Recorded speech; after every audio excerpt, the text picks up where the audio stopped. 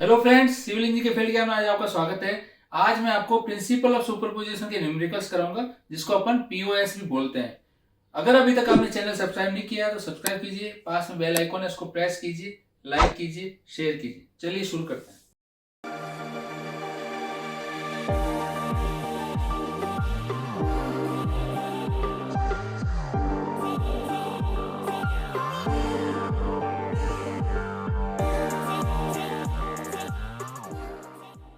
आज हम बात करते हैं प्रिंसिपल ऑफ सुपरपोजिशन। जैसा कि अपन पहले देखा है, कोई भी बॉडी पे टेंसाइल फोर्स लगता है या कंप्रेसिव फोर्स लगता है तो उसके अंदर डिफॉर्मेशन आता है। लेकिन अगर बॉडी पे नंबर ऑफ फोर्सेज लगते हैं, चाहे आउटर सेक्शन पे हो या उसके अदर सेक्शन पे नंबर ऑफ फोर्स जो लेंथ के अलोंग लगते हैं, तो उसमें क्या होता है, कैसे डिफॉर्मेशन आएगा, तो उसमें क्या होगा, वो फोर्स स्प्लिट अप हो जाएगा और इंडिविजुअल सेक्शन में डिफॉर्मेशन होगा। तो वो इंडिविजुअल सेक्शन पे जो डिफॉर्मेशन होगा उसका एल्जेब्रिक सम जो है उस पूरी बॉडी का डिफॉर्मेशन काउंट होगा।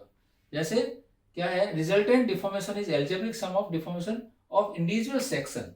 जैसे होता है इंडिविजुअल सेक्शन का जो डिफॉर्मेशन होगा उनका एल्जेब्रिक सम जो है वो पूरी बॉडी का डिफॉर्मेशन काउंट होगा। तो देखिए फॉर्मूला इसके लिए क्या होगा। फॉर्मूला जैसे आपको पता है कि डिफॉर्मेशन फॉर्मूला होता है पी एल अपॉन ए।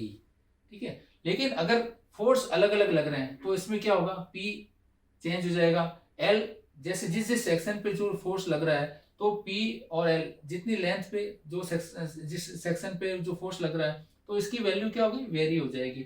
P1 L1 हो जाएगा। अब किसी में एरिया भी, बॉडी का एरिया भी अलग अलग हो सकता है तो एरिया भी चेंज हो सकता है। और ई हो गया यंग मॉडुलस। तो हो सकता है कोई अलग अलग मटेरियल की हो तो हो सकता है यंग मॉडुलस भी चेंज हो सकता है। तो ये डिपेंड करेगा कि अपन किस तरह की बॉडी पे अपन डिफॉर्मेशन निकाल रहे हैं, उसका निकालना है तो उस हिसाब से इनकी वैल्यू होगी। अब एल्जेब्रिक सम का मतलब क्या होता है कि अगर अपने वहां पे टेंसाइल फोर्स, उस सेक्शन पे टेंसाइल फोर्स लग रहा है तो उसको अपन प्लस से डिनोट करेंगे। अगर वहां पे कंप्रेसिव फोर्स लग रहा है तो वहां पे माइनस से। तो एल्जेब्रिक सम का मतलब ये हो गया, जहां टेंसाइल होगा वहां प्लस ले लेंगे, जहां कंप्रेसिव होगा माइनस लेंगे। उन सबका जो टोटल करने के बाद जो कैलकुलेशन आएगी वो आ जाएगी, उनकी कंप्लीट डिफॉर्मेशन आ जाएगी उस बॉडी की। तो वो अपन एग्जाम्पल से मैं आपको उसको और अच्छी तरह से समझाऊंगे। जैसे free body diagram, free body diagram भी यही चीज है कि जब वो लोड, जो फोर्स है वो अलग अलग सेक्शन में स्प्लिट अप होता है तो उसके अंदर क्या होगा, अलग अलग सेक्शन का अपन एक फ्री बॉडी डायग्राम बनाते हैं। तो फ्री बॉडी डायग्राम से ये क्लियर हो जाएगा कि पर्टिकुलर उस सेक्शन के अंदर कितना डिफॉर्मेशन आया है और वो टेंसाइल है या कॉम्प्रेसिव है। तो उस हिसाब से अपन इसकी कैलकुलेशन अपन कर सकते हैं। अब प्रिंसिपल ऑफ सुपरपोजिशन का अपन न्यूमेरिकल करते हैं, उससे आपको ये कंसेप्ट क्लियर हो जाएगा। A steel bar ABC of 400 mm length and 20 mm diameter is subjected to a point load as shown in figure। देखिए ये 400 mm की आपको एक स्टील बार बताइए, A B C.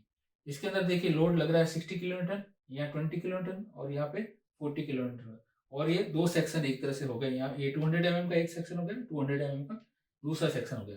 Determine the total change in length of the bar, मतलब deformation आपको पता करना है। और ई दिया हुआ है 200 GPa। तो सबसे पहले अपने को ये ध्यान होना चाहिए कि अपने को फॉर्मूला क्या है। फॉर्मूला डिफॉर्मेशन का फॉर्मूला क्या है, फॉर्मूला होता है delta L is equal to P L upon A E, ये आपको पता है। और इसके अंदर क्या हुआ, जैसे अपने पहले बताया था प्रिंसिपल ऑफ सुपरपोजिशन क्या है कि जितने भी सेक्शन होंगे उसके अंदर जो डिफॉर्मेशन होगा उनका एल्जेब्रिक सम होगा। तो देखिए इसके अंदर अब अपन को क्या इसके लिए सबसे पहले बनाना पड़ेगा फ्री बॉडी डायग्राम। और इसके अंदर क्या क्या जो गिवन है वो भी अपन पहले नोट कर लेते हैं। तो सबसे पहले इसके अंदर क्या क्या गिवन है वो नोट कर लेते हैं। तो इन्होंने सबसे पहले दिया है 400 लेंथ एंड 20 mm डायमीटर। तो अब अगर अपने को एरिया निकालना है तो एरिया के लिए क्या हो गया, डायमीटर दिया हुआ है तो डी दिया हुआ है आपको 20 mm।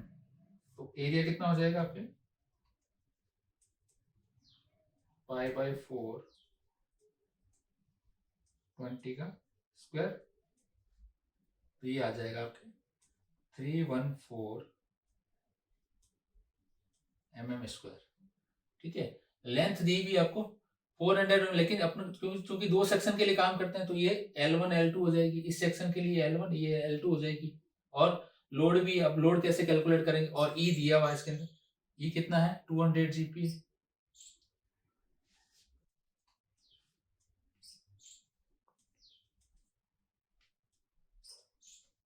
या इसको लिख सकते हैं अपन 200 किलो न्यूटन पर mm²। तो देखिए ये mm है, ये mm है। अब ए और ई ये तो इसके अंदर हो गया कॉमन, इस फॉर्मूले में ए और ई ये तो कॉमन हो गया इसके अंदर।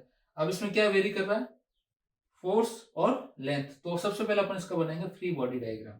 अब देखिए सबसे पहले अपने को ये ध्यान होना चाहिए कि ये दो सेक्शन है अपने पास, दो सेक्शन है, तो दो सेक्शन में अपने दो अलग अलग फ्री बॉडी डायग्राम बना देते हैं। सबसे पहले ए बी को लेते हैं अपन। तो ए बी में देखिए इधर टेंसाइल फोर्स लग रहा है 60 किलो न्यूटन का। तो इस फ्री बॉडी डायग्राम में अपन चलते हैं। ये हो गया आपका 60 किलो न्यूटन, ये ए बी सेक्शन हो गया, ठीक है। लेंथ होगी इसकी 200 mm।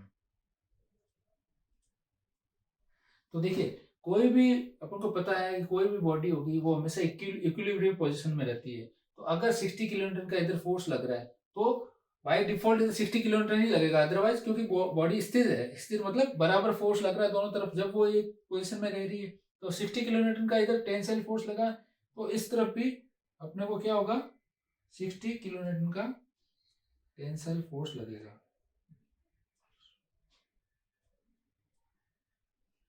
तो इसके अंदर अब देखिए एक सेक्शन ये हो गया ए बी। तो ए बी के अंदर P1 क्या हो गया, P1 हो गया आपके 60 किलो न्यूटन, ठीक है। और L1 क्या हो गया इसमें 200 mm, ठीक है। टेंसाइल फोर्स है इसलिए अपन ने इसको प्लस में ले लिया। अब सेकंड सेक्शन में क्या हुआ, 60 किलो न्यूटन का ये क्या हो गया अपने, ये बी और सी। जब आपको पता है बी में इधर 60 किलो न्यूटन का फोर्स लग रहा है तो इधर भी 60 किलो न्यूटन का, ये बी का ही पोर्शन है, तो यहाँ पे 60 किलो न्यूटन का इधर लग रहा है तो इधर भी 60 किलो न्यूटन का फोर्स लगेगा।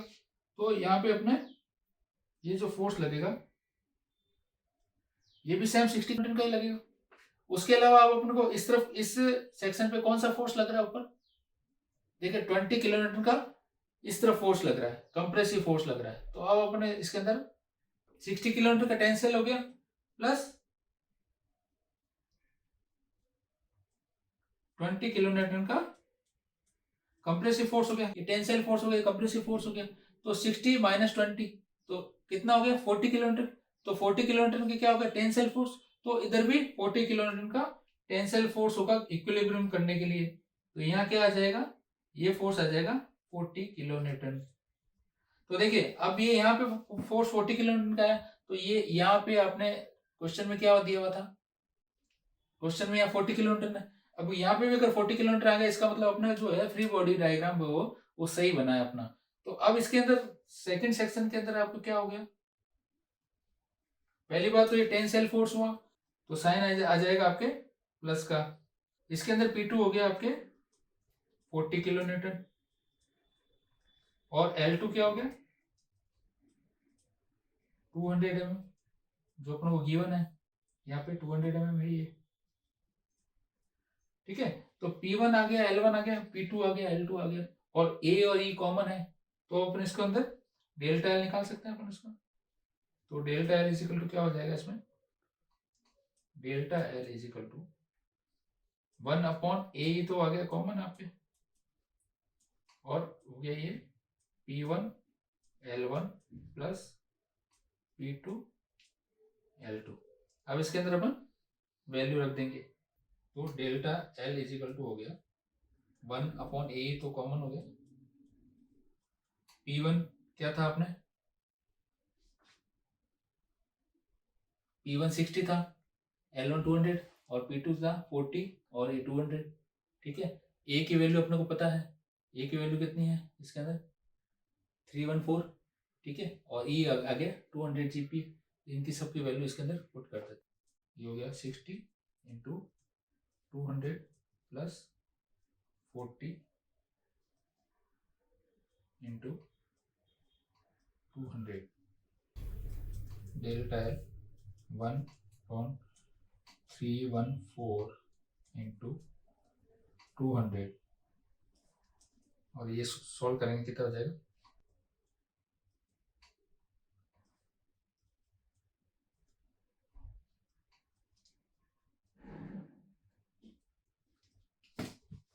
इसको कैलकुलेट कर लेते हैं।